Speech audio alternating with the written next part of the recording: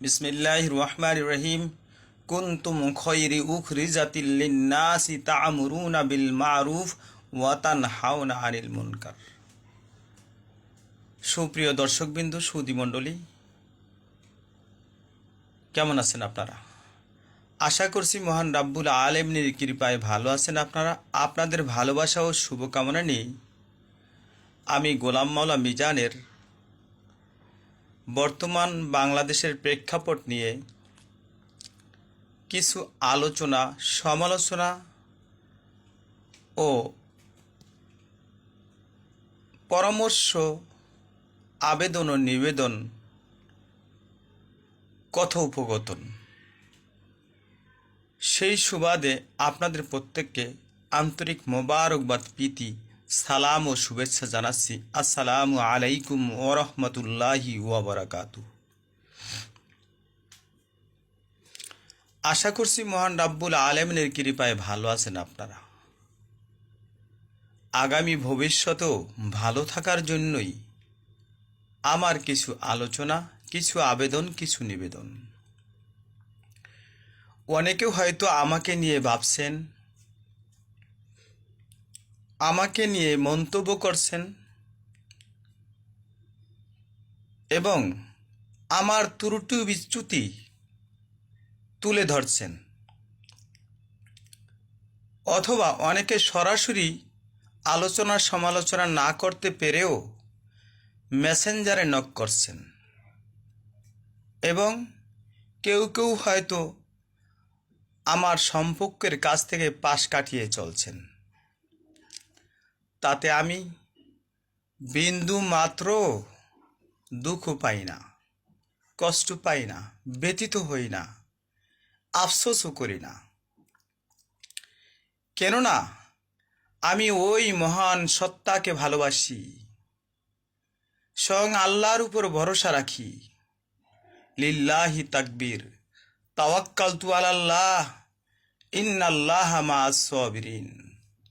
যেহেতু আল্লাহ রাব্বুল আলামিন ধৈর্যশীলকে পছন্দ করেন এবং সৎ কাজের আদেশ, অসৎ কাজে বাধা প্রদান করা, আমি মুসলমান দায়ী আল্লাহ, আমার ইমানি দায়িত্ব, কর্তব্য।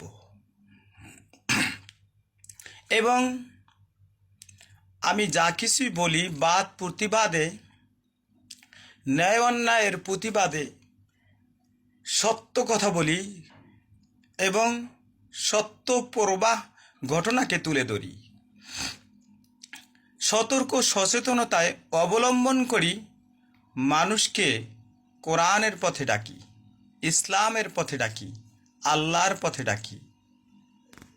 তাই যদি আমার কথায় ব্যথা পেয়ে থাকেন, একবারও কি আমার কথা নিয়ে চিন্তা গবেষণা করে দেখছেন আমি কোন পথে আছি? কাউকে কি খারাপের জন্য বলি কিনা ভেবে দেখবেন। যখন ভেবে সঠিক বুঝ আসবে, হয়তোবা তখন আমি থাকব না। আপনার রাজনৈতিক দলের প্রভাব বিস্তার করার জন্য, প্রতিহিংসার রাজনীতির রেষারেষির জন্য হয়তোবা আপনি আমাকে খারাপ ভাবছেন, আমি আপনাকে খারাপ ভাবছি। নাউজুবিল্লাহ, আস্তাগফিরুল্লাহ। আমার লক্ষ্য উদ্দেশ্য হলো একমাত্র আল্লাহর সন্তুষ্ট অর্জনের লক্ষ্যে আমি আপনাকে ভালোবাসি। হয়তোবা আপনি একজন মুসলমান, রাজনৈতিক পার্টিসে আপনি করতে পারেন আওয়ামী লীগ, করতে পারেন বিএনপি, তাতে আমার কোনো আপত্তি নেই। যদি আপনি আল্লাহকে ভালোবাসেন, আল্লাহকে বিশ্বাস করেন, আল্লাহকে মানেন, তাহলে আমি আপনাকে দাওয়াত দেবই, সদা সত্য কথা বলবই, কোরআনের কথা বলবো, রিসালতের কথা বলবো, কোরআন সুন্নাহর আলোকে আপনাকে দাওয়াত দিব। এটা আমার দায়িত্ব, এটা আমার কর্তব্য। আপনি আওয়ামী লীগ করেন, তাতে আমার কোনো কষ্টের কিছু নেই। যদি আপনি কোরআন মানেন, তাহলে আপনি আমার ভাই। আপনি বিএনপি করেন, তাতে আমার কোনো কষ্ট নেই, আপত্তি নেই, যেহেতু আপনি আমার ভাই। যদি আপনি শরীয়ত মানেন, আর যদি প্রকাশ্যে ঘোষণা দেন যে রাজনৈতিক ক্ষেত্রে আমি শরীয়তকে মানি না, শরীয়তকে বিশ্বাস করি না, তাহলে আপনার তো মুসলমানিত্ব থাকে না। যদি বলেন রাজনৈতিক ক্ষেত্রে আমি কোরআনকে মানি না সংবিধান হিসাবে, তাহলে তো আপনার মুসলমানিত্ব থাকে না। যদি বলেন রাজনৈতিক ক্ষেত্রে আমি আল্লাহ এবং রসুলকে মানি না, তাহলে তো আপনার ঈমান থাকে না। আর ওই সমস্ত ভাই বোন বন্ধুদেরকে বলবো, যারা এরকম প্রকাশ্যে ঘোষণা দেয়, তাদের অনুসারী, তাদের দল, তাদের সমর্থক কিভাবে আপনারা হবেন, তাদেরকে কি করে ভোট দেবেন? এখানেই প্রশ্ন শেষ নয়। আমি ওই সমস্ত আলেমদেরকে বলবো যারা বলে ইসলামে গণতন্ত্র নেই, তাই বলে জামাত ইসলামের নেতৃত্বের ঐক্যর সমর্থনে আমরা নেই, তাহলে বুঝি আপনারা আওয়ামী লীগ বিএনপিতে সমর্থন করবেন? এই কি আপনাদের ঈমানের দাম? এই কি আপনার আলেমের অস্তিত্ব? এই কি আপনার আলেম ওলামার সংবিধান আল কোরআন? কোরআনে কি এটাই আপনাকে শিক্ষা দিয়েছে? ইন্নি জাইলুন ফিল আরদি খলিফা। প্রতিটি মুসলমান, প্রতিটি মানুষ আল্লাহ রাব্বুল আলামিন সৃষ্টি করেছেন খলিফার নেতৃত্বে, দায়িত্বশীল হিসাবে। তাই আপনার দায়িত্ব কি এখানেই শেষ? আপনি কেমন মুসলমান?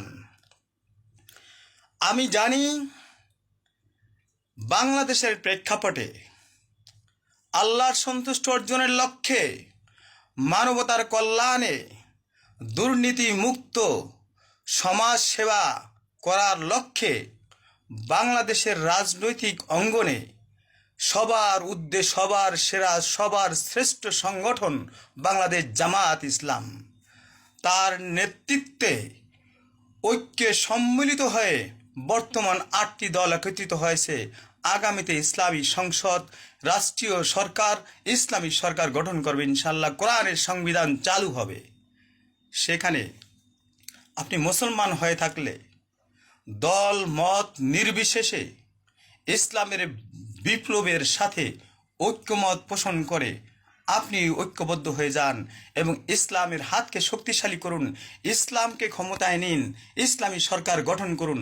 তাহলেই এই সমাজ ও রাষ্ট্রে প্রতিটি ব্যক্তি, পরিবার থেকে শুরু করে ওই রাষ্ট্রের চূড়ান্ত পর্যায় পর্যন্ত আল কোরআনের সংবিধান চালু হলেই এদেশে কল্যাণ শুরু হবে।